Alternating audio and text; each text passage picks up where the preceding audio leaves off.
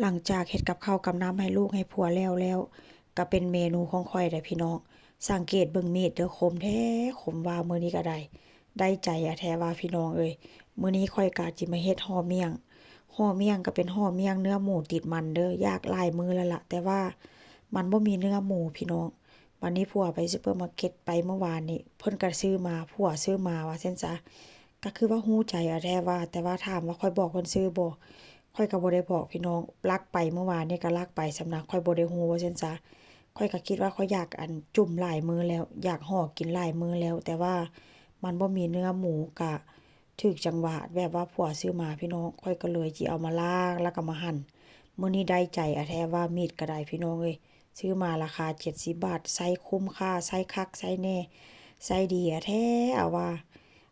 ข้อยก็เลยเว้าใส่ผัวข้อยเบิ่งแม่มีดนี่น่ะซื้อมา70บาท ไส้ดีคักไส้ดีแน่มีดเจ้าหั้นเจ้าซื้อมาหลายฟ้าหน้าปีแล้วปาดห่ำก็บ่เข้าพวกข้อยหัวว่าซั่นพี่น้องก็มันบ่เข้าแฮก็ไส้ก็ทื่ออยู่ซั่วว่าสิหั่นขาดบัดนี้ซื้อมาราคา70บาทพี่น้องเอ้ยโคตรแสนสิไส้ดีเลยมื้อนี้ก็เลยแบบว่ามาหั่นเนื้อหมูก็ค่อนข้างจะงามเลยแต่ถ้าหากว่าเป็นเนื้อหมูติดมันแบบนี้ก็ถ้าหากว่าเอาไปเฮ็ดหมูกระทะหรือว่าเอาไปเฮ็ดแบบปิ้งย่างหั่นน่ะ กับเนื้อหมูอันนี้แหละที่ว่าส่วนหลายข้อยเอาไปเฮ็ดปิ้งย่างว่าซั่นซะพี่น้องแต่ว่ามื้อนี้ข้อยก็สิเอามาลวกมื้อนี้ก็ปรุงเครื่องเด้ปรุงคะนอน้ำที่ว่าข้อยจะลวกนี่นะเพราะว่าหยังข้อยสิเอาน้ำของมันนี่นะพี่น้องเอาไว้ลวกเส้นหมี่ต่อว่าซั่นซะแล้วก็ข้อยก็ใส่คะนอแล้วก็ใส่น้ำหมักไก่น่ะหมักไก่ที่แบบว่าหมักไก่แล้วใส่นมหั้นน่ะพี่น้องสังเกตว่าน้ำมันหั้นมันจะมีแบบว่าฟองสีขาวๆฟองสีขาวๆหั้นบ่แม่นหยังเดะมันเป็นนมที่แบบว่าข้อยหมักใส่ไก่หั้นน่ะพี่น้องน้ำหมักไก่ข้อยก็เอามาต้มจนน้ำมันเดือดมันฟดแล้วค่อยก็เอาเนื้อหมูนี่ลงไปต้มหันสิทิ่มก็เสียดายพี่น้องเพราะว่าหยังน้ำนัวว่าซั่นซะมันก็บ่ได้มีหยังหลายเนาะมีแต่มีแต่ซีอิ๊วขาวกับ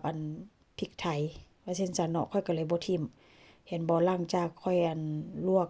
เนื้อหมูแล้วค่อยก็จะเอาเส้นหมี่ลงไปต้มหรือว่าไปลวกเพราะว่าหยังหั้นสิเปลี่ยนน้ำใหม่เนาะมันก็สิบ่นัวหั้นนะผู้ใดเคยเป็นเด้เวลาลวกแบบลวกเนื้อห